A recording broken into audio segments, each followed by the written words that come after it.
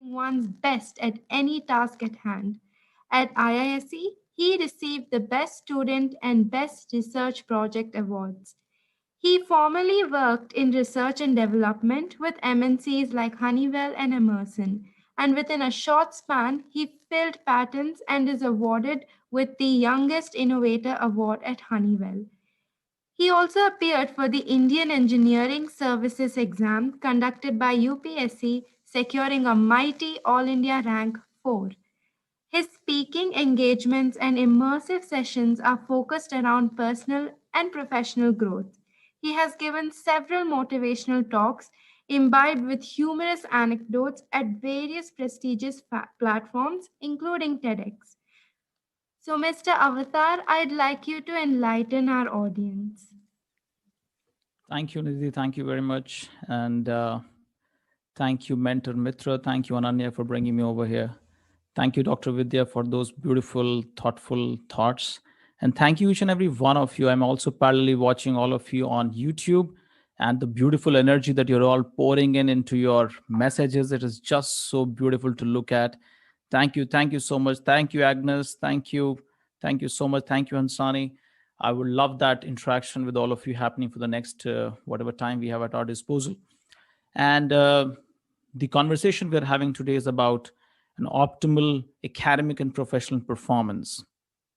What you see in front of you is an iceberg model, which is often quoted in the corporate world, but it has very deep impacts and imports. The performance actually is what you bring to the world. What is the world sees you as? What you actually turn around in terms of results, or what is the outcome of what you do, right? But and many times actually people make this well informed mistake of trying to change behaviors, trying to change its external outcomes on that level itself. But if we actually go deeper into neuroscience, any kind of results which actually we as human individuals produce, they are somewhere connected to the behaviors that we bring in. Those behaviors have a deep insight, a deep connection with the feelings and the emotions that we have.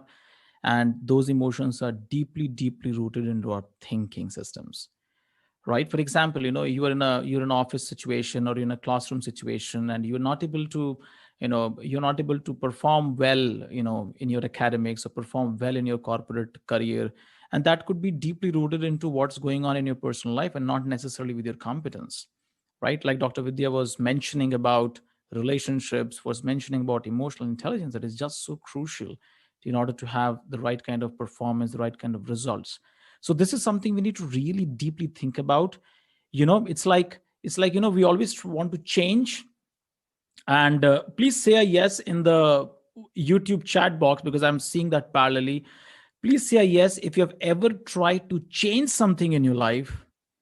You were successful for a day or two or a week, and then you plummeted back to your old behaviors. Say a yes in the chat box if this has ever happened to you, that you wanted to change a certain kind of behavior in yourself. Maybe you were binge watching at night 12 or no, at midnight 12 on Netflix. You already had a plan that you wanted to go and jog in the next day morning, but you catch yourself binge watching at Netflix all night long and not able to keep with the commitment. If this has ever happened to you, that you actually wanted to make a shift, make a change, but you were not able to, say a yes in the chat box. And I can see some very, very honest people saying a yes. Thank you, Roman. Thank you, Parishad. Thank you very much for all this energy flowing. Right? We often try to change our behaviors. Thank you so much, Prahlad. Thank you, Husna. Thank you, Mithun. Thank you so much. Deeply appreciate that. Why does that happen? And you know what happens when we are not able to change our external behaviors? We even actually become self-deprecating. We start demonizing ourselves. We start thinking that I'm not good enough. Probably I'm not worthy enough. I'm not probably enough to actually make that change or shift. But what is important, my dear friends, is we don't rise to the level of our goals. We fall to the level of our systems. We don't rise to the level of our aspirations. We actually fall to the level of our belief system. We actually fall to the levels of our thinking. So unless you actually match these two up, your aspirations and your thinking, how many times we have actually done that, right? We had a lofty goal to pursue. We had a fabulous plan in place, and we didn't even move a bit. Why does that happen? Why does it happen time and again and again and again and again and again? You wanted to crack an exam, you wanted a promotion, you wanted a new job, you knew exactly what needs to be done, but still you did not take a step further, right? Like Dr. Vidya was mentioning there, that your what the kind of conversation you have with yourself is how you relate to yourself, right?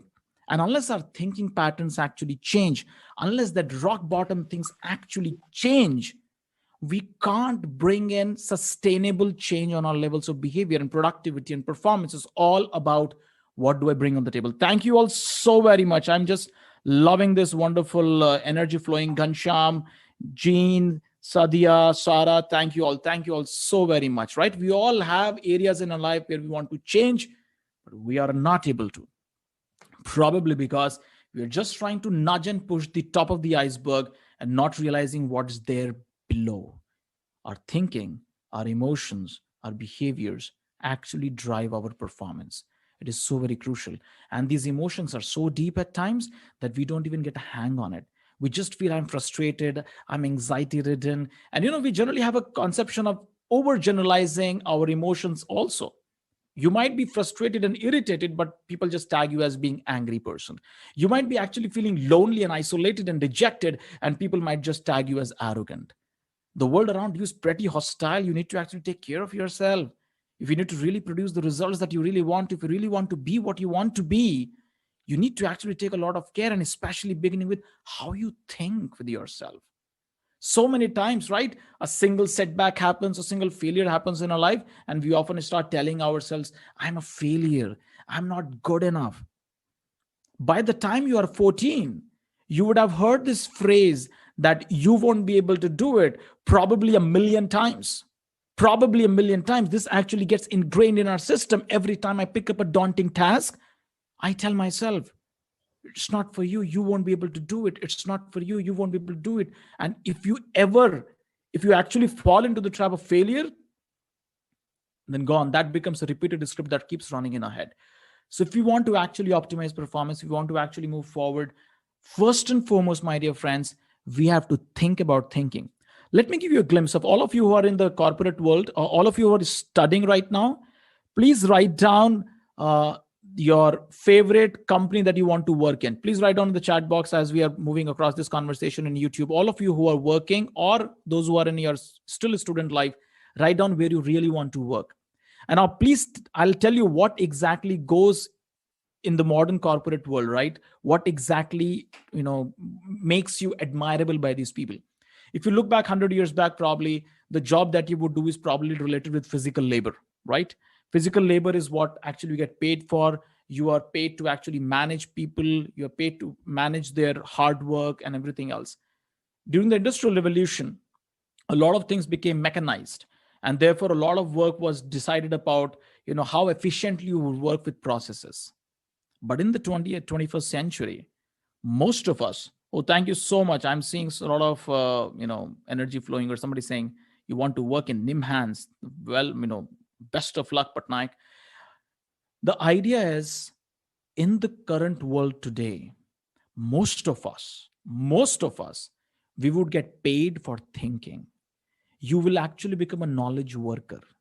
And for a knowledge worker, for a person who's working with knowledge and information and that kind of explosion, you need to be very, very good, clear about how you think. Because if you haven't worked on that particular aspect, results, performance, productivity is not going to flow with it. So thank you. I can see a lot of okay. Somebody wants to be a social worker. Somebody wants to be a student worker, working student. Thank you also very much. Can we go to the next slide? Now the question that we need to ask is, what affects our thinking? What really affects our thinking and hence our performance? And it's our belief system. It's what we have grown up understanding. It's a conglomeration, it's an amalgamation of everything that we came across as a child, right? Every time you try to do something as a child and someone said no to you, it won't be possible for you, that becomes a script for us. Some of us are able to revolt against it, some of us just embrace it helplessly, and that becomes our belief system. Maybe I can't do this, I can't do this, I can't do this, I can't do this. And my dear friends, perception is reality.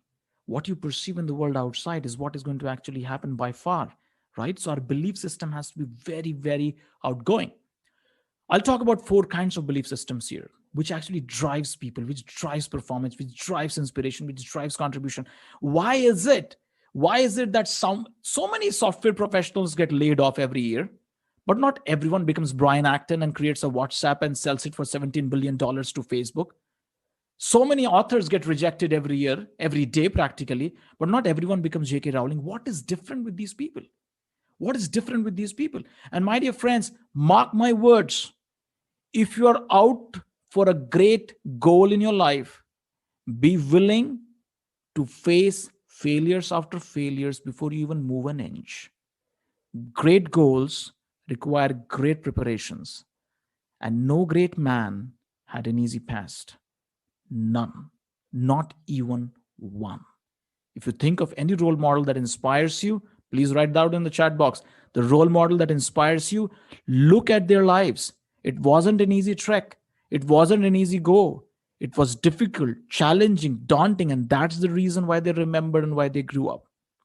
Right? And what is it that is going to actually make you stand in front of failures? You stand in front of self, doubting thought processes. How will you stand? Forget about standing against the world. If you can't stand for yourself, you won't be able to stand against the world, right? If you don't stand for something, you won't be able to stand out, my dear friends. So if we want to be in that kind of a space, we want to make that kind of impact, our belief system have to be extremely clear about what we really want in life, what really inspires us. So some people, they are propelled or motivated, like Dr. Vidya was actually mentioning about emotional intelligence, which composes self-awareness, self-regulation, motivation, empathy, and social skills. So when we talk about motivation, when we talk about inspiration, right, what inspires people, and that's your belief system, that's your hidden script that actually drives you. Some people get motivated by insecurity, right? They actually ask this question: what will happen if I don't do this? What will happen if I don't crack an exam? What will happen if I don't get this grade? What will happen if I don't please my boss? What will happen if I don't get this rating? They're always driven by insecurity. What will happen if I don't do this well? What would people think? The second type of people who get motivated and inspired are, they are people who are inspired by expectations. They are driven by goals. They are driven by perks and benefits. The question that rings in their head is, what's in it for me?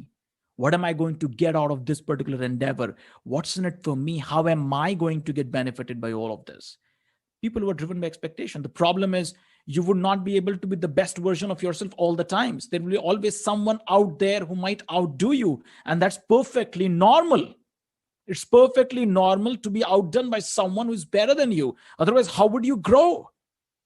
You actually become an average of 5 people whom you hang around with the most. Choose your company very wisely, right?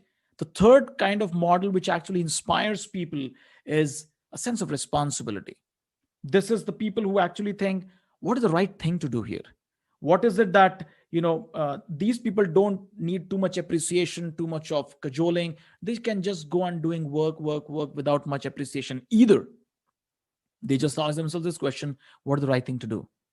And the fourth kind of inspiration, which really is sustainable, can actually make a mark. And remember, my dear friends, it's easy to become history, it's very difficult to become historical.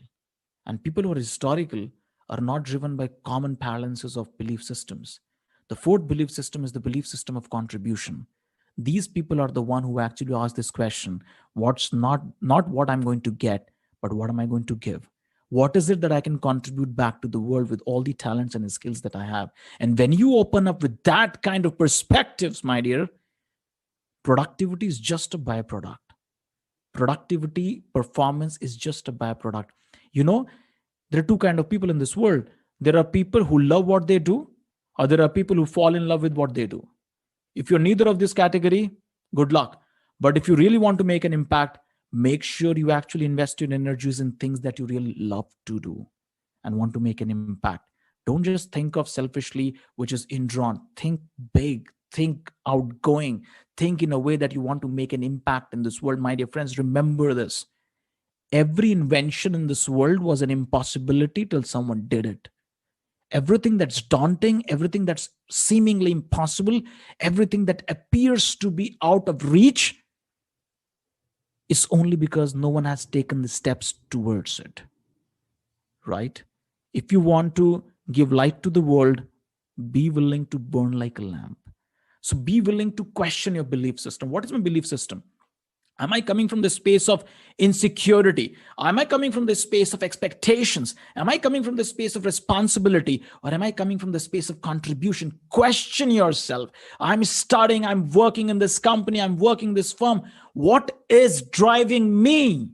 That's the question we all need to confront. And unless we confront this question, unless we challenge our thinking patterns, we won't make any extraordinary mark, my dear friends. We won't. The difference between a jaguar and a normal motorcycle is probably both have engines, both have wheels, both have fuel, but it is the grit, it is that power that they actually carry which makes whole difference. The question is that you need to constantly ask yourself this question: what is it that is driving me? Am I waiting for other people's approval? Am I waiting for other people's validation? Am I overly concerned about what other people would think?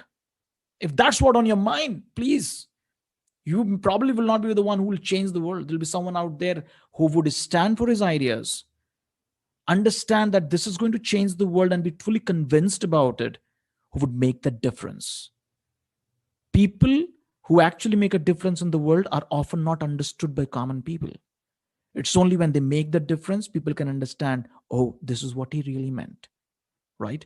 So question your belief system, because that is what is going to propel your thinking patterns. But what holds us back if we ask this question?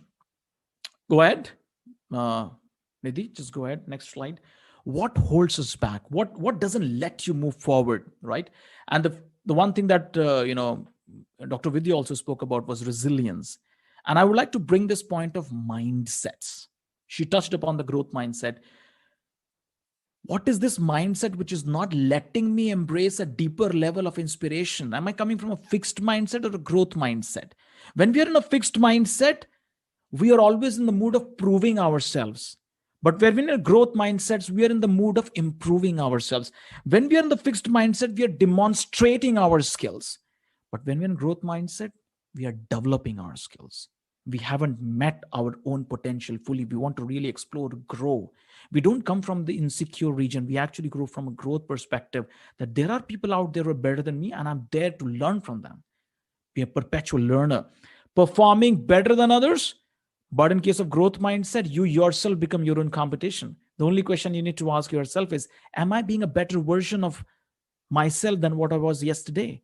Am I actually moving correctly? Everyone is going to have their own journey. Please, please, please, my dear friends, don't compare yourself with others, which will actually pull you down, because you might be reading the 20th chapter of someone's life book while you are writing your own preface. While you are writing your preface, even if you get excited by a well published book, don't read their 20th chapter. Go to their preface, connect with that person who has made big in life, who's your role model, and ask yourself, look at his life, that this is what he was when he was beginning. Am I following the footsteps properly? This is so very, very critical, so very important in our lives. The mindset that I'm carrying, so very important.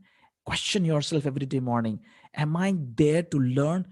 Live your life with this mantra: I live to be corrected, and I'm open to learn from anyone who walks in my life. My life is an open book, and my life is a classroom where everyone who walks in is a teacher who would teach me some deep lessons which I can utilize in my journey ahead, because I'm inspired by this feeling that I want to contribute to the world. I'm inspired by this feeling that I don't want to just be history, I want to be historical. What holds us back is our mindsets. What holds us back is our fear of failing. Why are you fearful of failing? What would you lose if you fail? There are only two things that happen: either you grow or you learn. There's nothing as failures. Failures would remain failure only as long as you don't learn your lessons from them. You and me would not have been enjoying electricity and an electric bulb if Thomas Alva Edison would not have failed a couple of thousand times. That was possible only because he never gave up on his dream. Dream is not something that you see while you sleep. Dream is something that doesn't let you sleep, my dear friends. Have a growth mindset, keep moving, keep getting on. This is something, life is a journey. Sometimes you'll have bumpy rides, sometimes you'll have smooth rides. Go on. Don't let the journey halt under any circumstance or situation. And the last thing that I wanted to mention today was, often we talk about time management, right? Everyone has 24 hours, right? Can you go to the next slide, please? Everyone has 24 hours, right? Honestly speaking, winners are not people who do something different, who do different things. They are people who do the same things differently. All of us have the similar amount of time and resources, probably. What you really want to begin to manage is your attention. Is your attention, right? It's like I give you a blunt knife and ask you to cut a rope. How much time are you going to take? Probably an hour, probably a day, and probably become flustered with all that stuff. But if I give you a sharp knife and you just slice the rope so easily, it's effortless, it's efficient, it's pleasing, it's building confidence.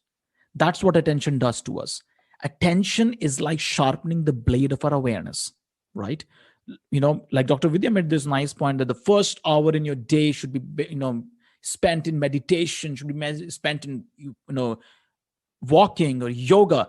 Self develop yourself, my dear friends. Just like an artist every single day sharpens their pencil to actually make a masterpiece of art, your specific strength is your brain, your specific strength is your thinking capacity. Learn to manage your attention. Learn to not be used by a social media, but to use that social media.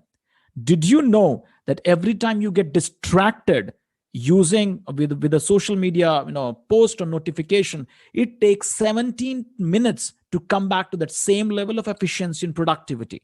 And on an average teenager gets distracted by a phone 85 times a day. And if you do the maths, 85 into 17 minutes, that's more than 24 hours. That means practically there is nothing remaining. You need to focus. You need to actually learn how to manage your attention. And it's very simple. Brain still works with simple principles. You need to learn how do you manage your attention well. It's not a matter of just time management, it's a matter of attention management. And then you would see that within a less frame of time, you'll be able to perform much better, more holistically, and with great self confidence. So, these were some few thoughts I wanted to share with all of you wonderful people. The Iceberg model taught us that our what do you say, results of productivity depends on our thinking. Then we saw what inspires our thinking, what is different kind of inspiration that inspires people thinking. I spoke of four things: insecurity, responsibility, expectation, and contribution.